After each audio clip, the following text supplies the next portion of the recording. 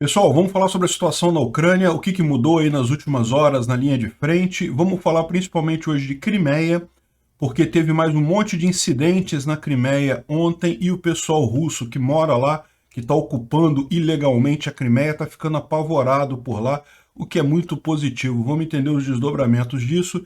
Esse é o vídeo do dia 20 de agosto de 2022. Lembra, a gente faz vídeos aqui todos os dias desde o início da guerra. Essas notícias foram sugeridas por Sagat Bordiev, Gertrudes, Velho Partizan, Perini e várias outras pessoas. Eu agradeço a todo mundo que sugeriu notícias ontem e hoje. Vocês lembram, ontem o nosso site estava fora do ar, então eu não consegui falar o nome das pessoas que tinham sugerido as notícias, mas hoje já voltou tudo ao normal, então eu estou compensando o pessoal de ontem, né? Obrigado a todo mundo que sugeriu as notícias e obrigado a você também que está assistindo o nosso vídeo. Se você gosta do nosso conteúdo, por favor, não esqueça de deixar o seu like e se inscrever no canal. E se quiser pagar um cafezinho para a gente, tem um botãozinho de valeu aí embaixo, eu agradeço. Pois bem, em termos de linha de frente não tem muito o que falar, tá? É mais um dia em que não houve nenhum avanço de lado algum, né? O que a gente falou ontem continua valendo. A Rússia tenta retomar a iniciativa aqui próximo a Izium, mas não conseguiram avançar nada. Lembra, aqui a Rússia já ocupou toda essa área que estão essas bolinhas vermelhas aqui, já foi ocupada pela Rússia, mas os ucranianos empurraram os russos para trás. Os russos estão querendo retomar isso daqui, mas até aqui não estão conseguindo.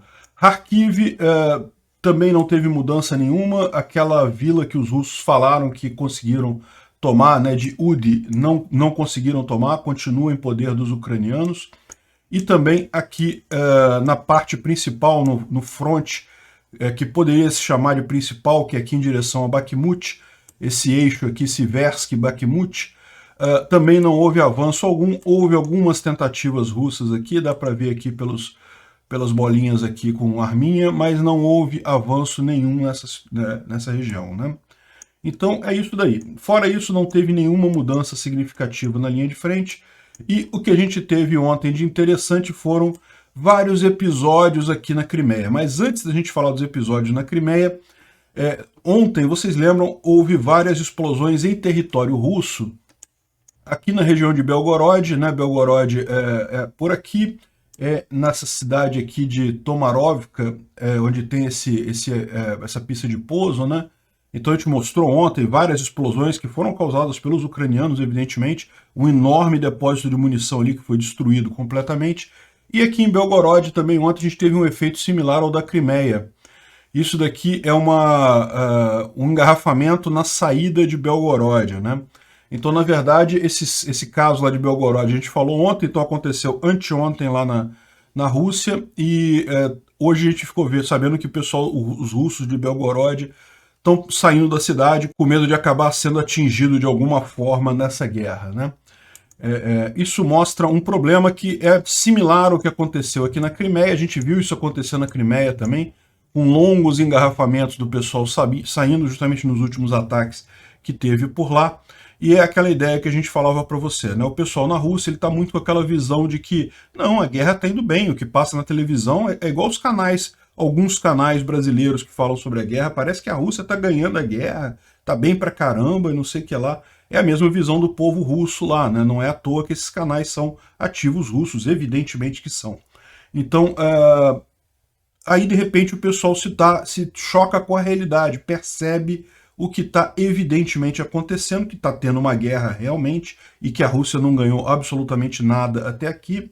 Então começa a ter esse pânico dos russos saindo da Crimeia e está havendo um efeito também que o pessoal está falando do pessoal ir contar esse caso no resto da Rússia, né? Eles estão levando essas informações para outros lugares.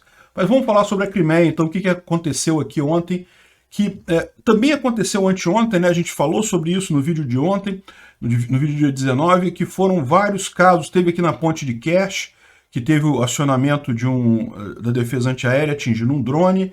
Teve também aqui também naquela Belbek, na base aérea de Belbek, também teve a mesma coisa, um drone atingido pela defesa antiaérea. E aqui de novo a gente teve o mesmo caso aqui, ó, aqui e aqui. Então vamos mostrar aqui. Esse aqui é um caso esse aqui foi um drone que acertou, chegou a acertar o prédio da administração de Sevastopol.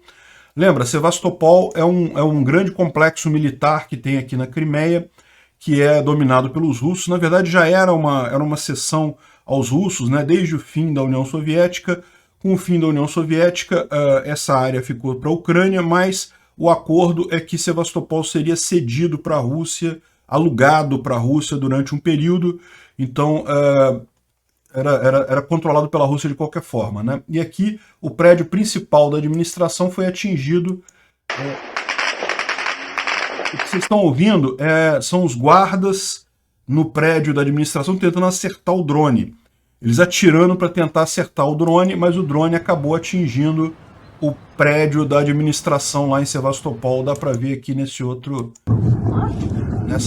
coisa aqui. Tem mais imagens disso daqui, tá vendo aqui o dronezinho chegando, os guardas atirando para tentar acertar o drone. Isso evidentemente é muito difícil, com armamento comum, com pistola, coisa leve, é muito difícil você causar algum dano a um drone no ar, né? É muito difícil acertar ele, e na verdade você corre muito mais o risco de criar bala perdida, essas balas vão cair em algum lugar, né? Enfim. Aqui tem uma imagem boa do drone que foi. Parece ser, segundo eles estão dizendo, parece ser aquele drone chinês comercial, ou seja, um drone que qualquer um pode comprar, e eles só estão modificando ele, colocando uma carga explosiva no drone, né? Então, atingiu lá aquele prédio, dá para ver bem aqui o prédio que foi atingido, gerou uma nuvenzinha negra aqui grande, deve ter sido uma explosão grande. O pessoal que estava ali trabalhando no prédio ali de Sevastopol deve ter ficado assustado com essa explosão. Isso aqui não é explosão pequena, não, foi uma explosão significativa. É que como não é um prédio de munição, é um prédio de comando de Sevastopol, então não tem munição ali, a coisa não dá aquele show pirotécnico que a gente está acostumado, ficou só na explosão inicial lá no teto, né? Não tem nenhuma indicação de vítima nem de ferido, deve ser um prédio bastante reforçado, justamente por ser o de comando, mas isso daqui deve ter assustado o pessoal um bocado, viu? Porque foi uma explosão, e foi uma explosão grande nesse centro de controle lá de Sevastopol. E dá para ver aqui o que foi.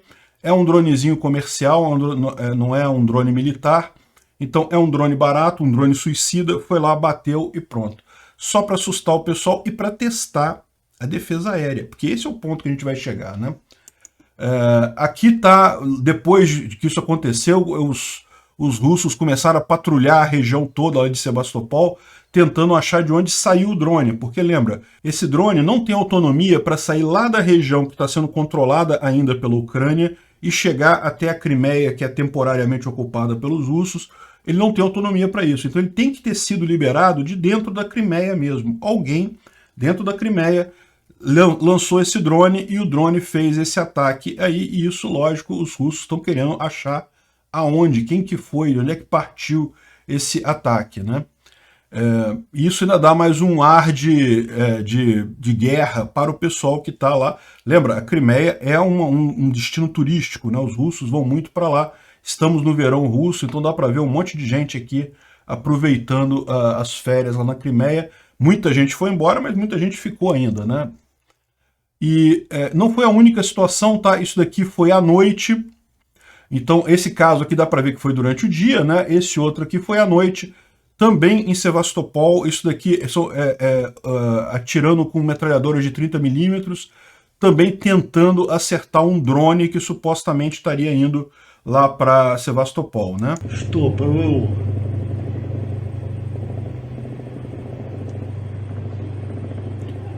Aqui não dá para ver se eles acertaram o drone ou não acertaram, mas de qualquer forma tentaram acertar o drone aqui à noite lá em Sevastopol.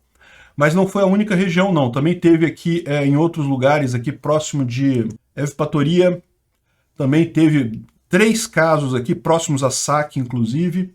Então teve aqui também mais uma defesa antiaérea atingindo um drone. Então dá para ver aqui a defesa antiaérea atingindo um drone. Não dá para saber exatamente o que era, se era um drone mesmo, se era um míssil lançado desde a Ucrânia, não dá para saber o que é. E aqui outro caso, tá vendo? São vários casos. Esse aqui é o de Evpatoria. Tem aqui eu acho que esse daqui mostra melhor, ó. Aqui, ó, os russos lançando a defesa antiaérea. E aqui dá para ver alguma coisa explodindo aqui, ou seja, provavelmente foi um drone mesmo que foi atingido aqui.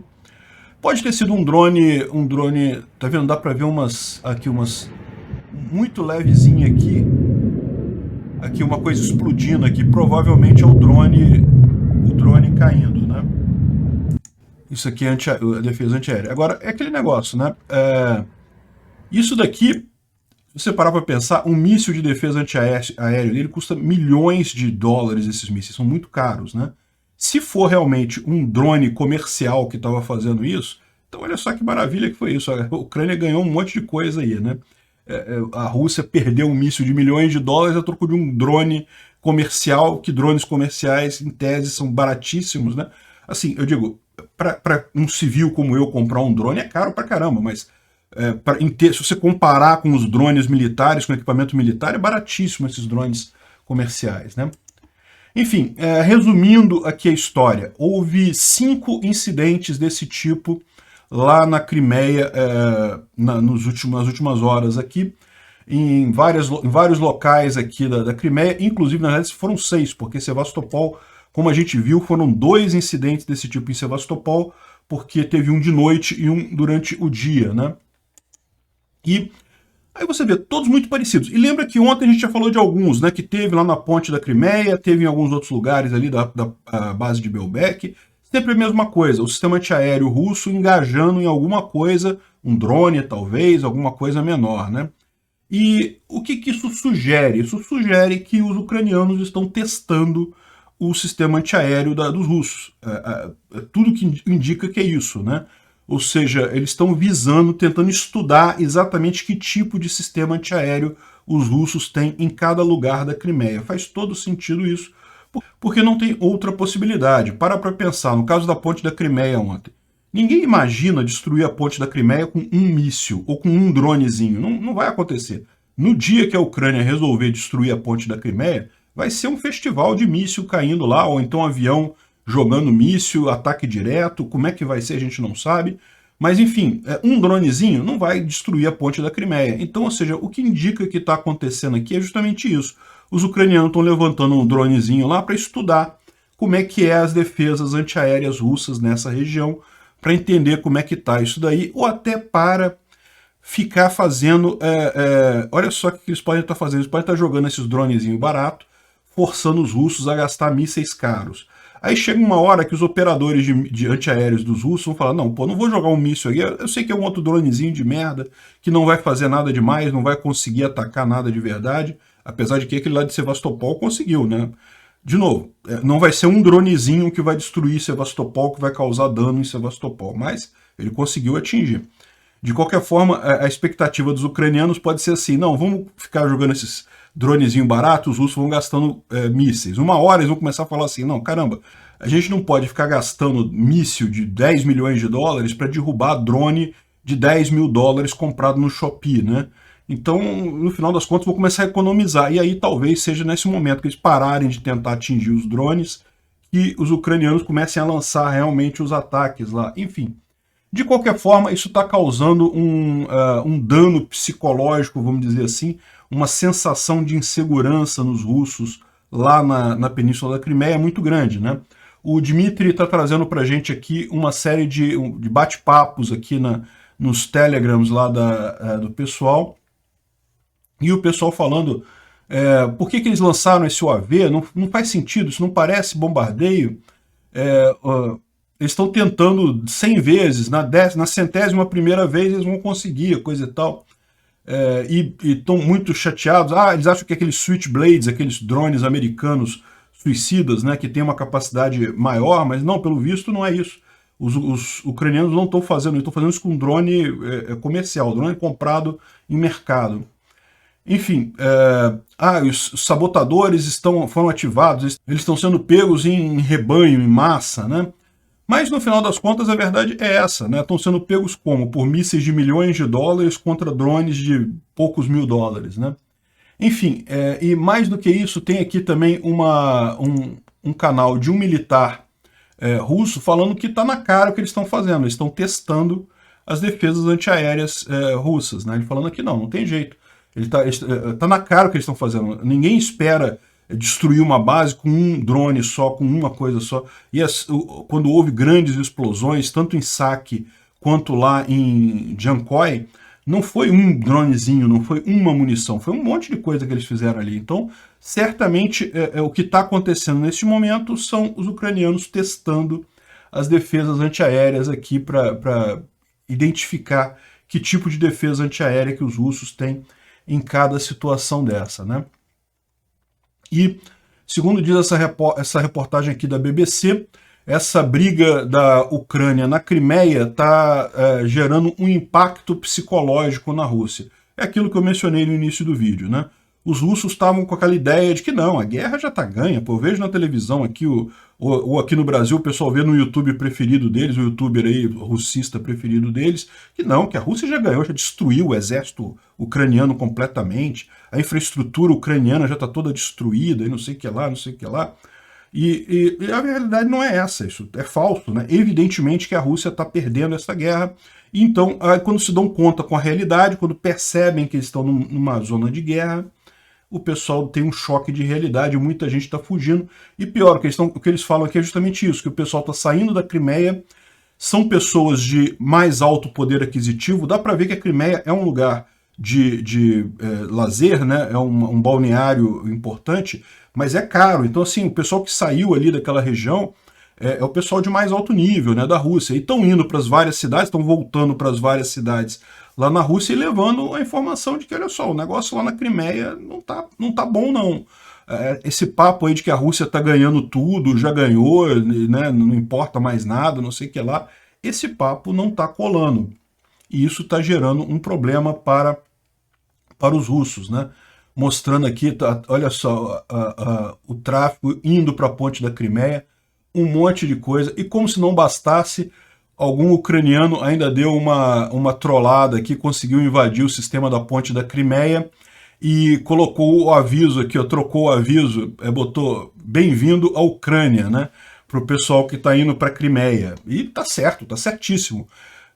Tá chegando em território ucraniano, né? Só que, vocês sabem, os russos não gostam muito disso. Os russos fingem até hoje, desde 2014, que a Crimeia votou por um suposto plebiscito de emancipação e anexação à Rússia, um negócio que não tem lógica nenhuma, né? Enfim, está colocando cada vez mais na cabeça das pessoas que não, a Crimeia é ucraniana, não é russa, né? O pessoal ficou assustado com isso. Enfim, não foi só isso, também teve bombardeio em Melitopol, só dá para ouvir os tiros aqui, as bombas explodindo aqui.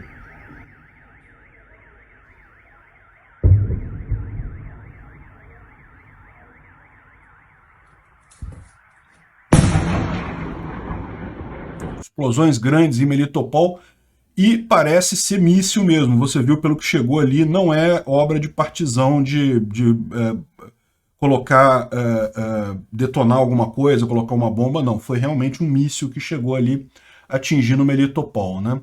E também aqui na região de Luhansk, uma região ocupada pelos russos, também teve um centro de manutenção dos russos aqui que foi atingido. Parece que tinha um grande número de carros de combate, coisa e tal, que estão pegando fogo nessa região, também foram atingidos por foguetes ucranianos, né? Enfim, um monte de lugares atingidos, mas principalmente a Crimeia. A Crimeia é o ponto que os ucranianos têm feito força, justamente porque eles querem atacar Kherson. É lógico que em algum momento a Ucrânia vai retomar a Crimeia, mas não vai ser a prioridade. A prioridade é Kherson. De qualquer forma, para os russos é muito conveniente ter aqui a Crimeia para sustentar justamente o esforço de guerra aqui na região sul da Ucrânia. Então, com esses ataques, eles estão desestabilizando essa coisa aqui, estão deixando a operação mais complicada para os russos na região da Crimeia, não só aqui da Crimeia, como também aqui em Belgorod, que, de novo, é a mesma ideia, né? Era também uma região em que os russos conseguem manter os seus centros de suprimento com muita facilidade, e aí conseguem abastecer a região aqui da linha de frente. Então essa é a ideia dos ataques ucranianos nessas regiões, né? O pessoal aqui do Instituto para Estudo da Guerra, eles levantam essa observação e falam mais do que isso. Eles falam que lá os militares russos estão nesse momento numa verdadeira caça às bruxas, tentando identificar quem que conseguiu, como que eles conseguiram infiltrar, por exemplo, no campo de Saki e em Jankoy e fazer aquelas explosões todas, porque aquilo ali certamente alguém entrou na base russa e plantou explosivos ali e causou aquele dano todo. Então, tá tendo lá uma caça às bruxas muito grandes dentro do próprio exército, dentro das próprias forças militares russas ali na região da Crimeia, o que é uma coisa positiva, porque no final das contas isso desestabiliza o pessoal lá, né? E de novo, como a gente falou, isso deixa a infraestrutura de transporte militar meio abalada ali, e isso ajuda a questão ali em Kherson, né? Bom, eles falam também sobre a usina nuclear de Zaporizhia, e mais uma vez foi só blefe dos russos.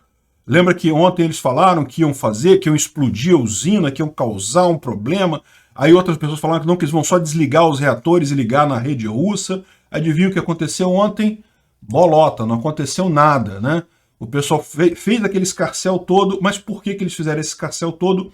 Lembra, ontem estava o Erdogan e o Guterres conversando com o Zelensky. Embora a conversa fosse justamente sobre a usina lá de Enerhodar, como eu mencionei para vocês, a Rússia precisa de um cessar-fogo. Eles não conseguem manter mais essa guerra por muito tempo. Eles sabem que eles não têm como manter a linha de frente nisso daí. Eles querem forçar um acordo. E qual que é a ideia? Justamente quando o Erdogan estava lá, o Guterres estava lá, vamos criar um caso muito sério com esse negócio, justamente para forçar o Zelensky a fazer um acordo, a propor negociações de paz. O Zelensky não caiu nessa, pagou para ver o blefe russo, e como a gente viu, não aconteceu nada com a usina. Os russos, eles são meio malucos, são sim, são todos meio pancados, mas não são malucos a esse ponto, né?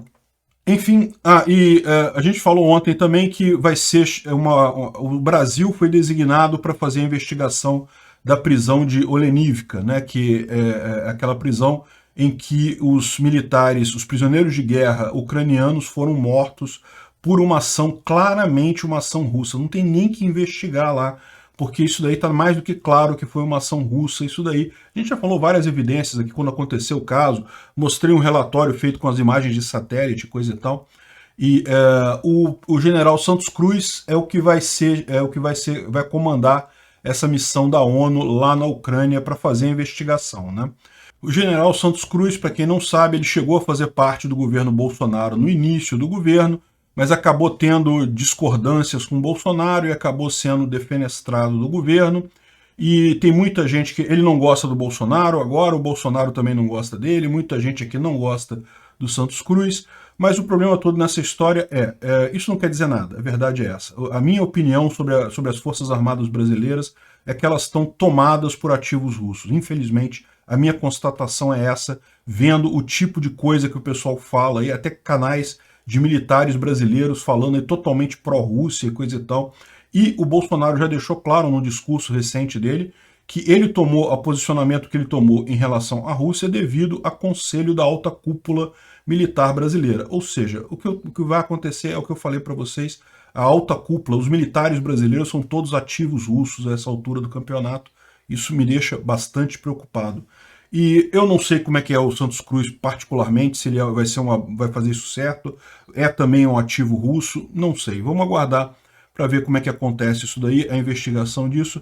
A minha esperança é que os russos fizeram tanta besteira lá, mas tanta besteira, que vão tentar plantar prova lá, tentar fazer um monte de coisa, e vai acabar ficando óbvio que eles estão fraudando as evidências lá na região de Olenivka, e mesmo que o Santos Cruz queira dizer que não houve nada, não tem jeito de evitar a condição, a conclusão de que foram mesmo os russos que fizeram o ataque, né? Bom, mais uma boa notícia, a Ucrânia vai receber mais um pacote de ajuda americano de 775 milhões de dólares, que vai vir um monte de coisas, né? Mais munição para HIMARS, para obuses e mais um monte de coisa aqui, mais aqueles mísseis anti-radiação para destruir radares, né? Enfim, mais Javelin, vai vir um monte de coisa aí vai ter um drone de espionagem, de satélite de espionagem aqui, que eu não entendi muito bem como é que funciona isso, mas dizem que é muito bom para fazer levantamento e coisa e tal, um drone automatizado, muito legal isso, muito bacana mesmo. Mas a grande coisa que está todo mundo se perguntando é, e aí, vai ter o ATACMS, vai ter aquele míssil que atinge 300 km a partir do HIMARS, né, o foguete que chega a 300 km a partir do HIMARS. E, bom, ontem isso daqui foi visto, esse caminhão aqui foi visto numa estrada ucraniana, né? E aí muita gente colocou, olha só, esse aqui é um HIMARS, só que ele está com um cartucho diferente, o cartucho está tampado aqui, e algumas pessoas estão considerando que isso pode ser porque é um cartucho desse tipo, que é o cartucho do ATACMS, né? O ATACMS nos GMLRS normais que a Ucrânia tem usado, você tem 6 foguetes em um cartucho. No ATACMS, como ele é muito maior, ele tem não apenas o alcance maior, mas a ogiva dele também é muito maior, ele é um só que vem no cartucho, né? Então o pessoal está colocando aqui que pode ser que, na verdade, já esteja na Ucrânia, junto desse pacote, já tenha chegado o míssil ATACMS. Talvez alguns desses casos aí tenham sido isso. A gente já está há algum tempo desconfiando que existem esses mísseis, né? Porque, como eu falei para vocês, já há algum tempo que a Ucrânia vem atingindo um monte de instalações militares russas nessa região aqui, que é muito longe, é mais de 100 quilômetros da linha de frente. Então, assim, eu não duvido nada que já existam ATACMS com os ucranianos, eles só estão moderando o uso disso daí, né? De qualquer forma, ficamos na expectativa. É bom lembrar também que tem gente dizendo que isso aqui não é o ATACMS. Por quê? Porque na prática o cartucho do ATACMS ele simula o outro com 6 mísseis no final, justamente para não dar na pinta que é um míssil mais poderoso, né? Então ele tem esse tipo de coisa. Tá vendo aqui? O cartucho dele é igualzinho.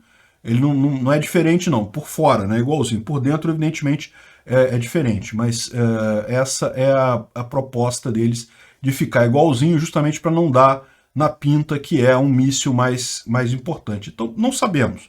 Pode ser que esse caminhão aqui não seja, na verdade, não seja nada, seja um outro caminhão de outro tipo aí que está passando apenas. Agora, só para complementar aqui, isso daqui é o aeroporto de Sochi. Sochi fica na Rússia, fica até mais ou menos perto da Ucrânia ali, mas não está envolvido na guerra, é totalmente fora do caminho. E, no entanto, teve uma grande explosão nesse aeroporto de Sochi, um dia depois do Putin instalar. O Putin esteve lá anteontem, ontem teve essa explosão aqui grande no aeroporto de Sochi, né? Sochi fica nessa região aqui, ó, um pouco mais para baixo, aqui, ó, Sochi.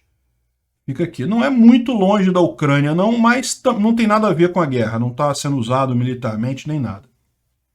Então, o pessoal está questionando, né? Será que foi ataque ucraniano aqui? Não acho. Aqui deve ter sido acidente russo mesmo, né? Como eu falo, a Rússia, coisas acontecem na Rússia que realmente não se esperaria que acontecessem em outros lugares. Isso daqui é o cara pergunta, adivinha em que país aconteceu isso? Isso aqui aconteceu ontem também na Rússia, a cidade de, eles falam, Vikorevka, estação de Vikorevka. Eu não vou me preocupar em procurar no mapa, não. Em algum lugar da Rússia, um acidente de trem, o trem saiu da estação, voou em cima da estrada e está jogando combustível aqui na estrada. Lindo de ver isso daqui, né? Típica Rússia. É provavelmente alguma coisa assim que aconteceu aqui no aeroporto de Sochi. Obrigado por assistir o vídeo até o final. Além de curtir, compartilhar e se inscrever no canal, considere se tornar patrocinador com valores a partir de R$ 1,99. Clique no botão Seja Membro abaixo para saber as condições e vantagens de patrocinar o canal. Mais informações sobre o nosso projeto, visite nossos sites indicados na tela.